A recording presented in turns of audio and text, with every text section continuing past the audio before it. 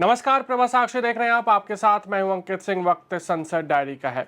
लोकसभा ने वित्त विधेयक 2026 को मंजूरी दे दी है। वित्त मंत्री निर्मला सीतारमण ने बुधवार को विपक्ष पर निशाना साधते हुए कहा कि नरेंद्र मोदी सरकार से पहले मजबूरी के चलते आर्थिक सुधार किए जाते थे, लेकिन अब संकल्प और प्रतिबद्धता के साथ यह किया जा रहा है तथा देश रिफॉर्म एक्सप्रेस पर सवार होकर निरंतर आगे बढ़ रहा है।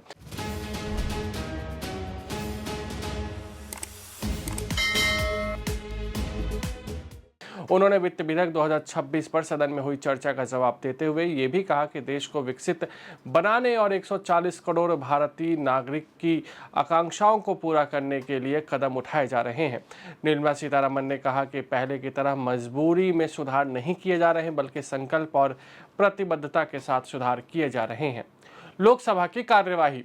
सरकार ने विदेशी अंशदान विनियम अधिनियम संशोधन के लिए लोकसभा में जो विधेयक पेश किया, उसमें विदेशी वित्त पोषित संगठनों पर निगरानी के साथ यह प्रस्ताव किया गया है कि लाइसेंस गंवाने वाली गैर लाभकारी संस्थाओं की संपत्तियों को जब्त करने और इसका प्रबंधन करने के लिए एक नया प्राधिकरण बनाया जाएगा।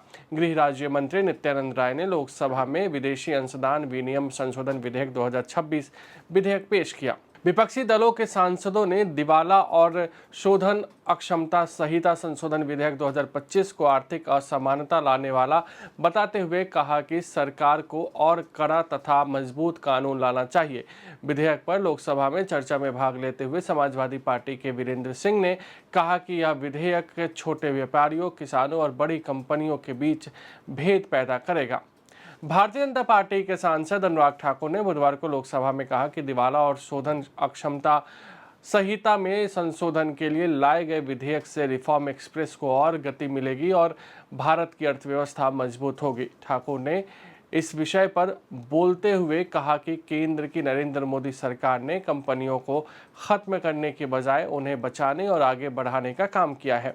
केंद्रीय नवीन और नवीनकरणीय ऊर्जा मंत्री प्रहलाद जोशी ने बुधवार को कांग्रेस पर प्रहार करते हुए कहा कि पूर्ववर्ती यूपीए सरकार के समय यह पार्टी सन यानी कि पुत्र स्ट्रोक से जूझ रही थी और इस कारण से उसने सन यानी कि सूर्य की ऊर्जा का उचित दोहन नहीं किया। जोशी ने लोकसभा में प्रश्नकाल के दौरान कांग्रेस सांसद वर्षा गायकवाड़ के पूरक प्रश्नों का जवाब देते हुए ये बात कही। रेल मंत्री अश्विनी वैष्णव ने बुधवार को कहा कि रेलवे टिकट बुक कराने में बिचौलियों और दलालों पर कड़ी कार्रवाई करते हुए आईआरसीटीसी के पोर्टल से 3 करोड़ से अधिक फर्जी खातों को हटा दिया गया है। उन्होंने लोकसभा में प्रश्नकाल में यह भी कहा कि आज देश में संचालित रेलगाड़ियों में 70% डिब्बे सामान्य और शयन श्रेणी के हैं तथा 78% सीट गैर वातानुकूलित डिब्बों में है। राज्यसभा की कार्यवाही। केंद्र सरकार ने बुधवार को राज्यसभा में कहा कि देश में पिछले 11 वर्षों में दूध उत्पादन लगभग 70% बढ़कर 2024-25 में 24.8 करोड़ टन हो गया है और भारत अगले 3 वर्षों में फूड एंड माउथ डिजीज से मुक्त हो जाएगा। प्रश्नकाल के दौरान पूरक प्रश्नों का जवाब देते हुए केंद्रीय मंत्री राजीव रंजन सिंह ने कहा कि हाल के वर्षों में एफएमडी और ब्रूसेलोसिस के प्रकोप में कमी आई है। कांग्रेस के राज्यसभा सदस्य प्रमोद तिवारी ने बुधवार को कहा कि सांसद स्थानीय क्षेत्र विकास योजना यानी कि MPLAD के तहत प्रति सांसद को हर वर्ष मिलने वाली 5 करोड़ रुपए की राशि काफ़ी कम है और इसे बढ़ाकर कम से कम 20 करोड़ रुपए किया जाना चाहिए। इसके साथ ही उन्होंने योजना के तहत होने वाले कार्यों पर लगने वाले GST को समाप्त करने की भी मांग की।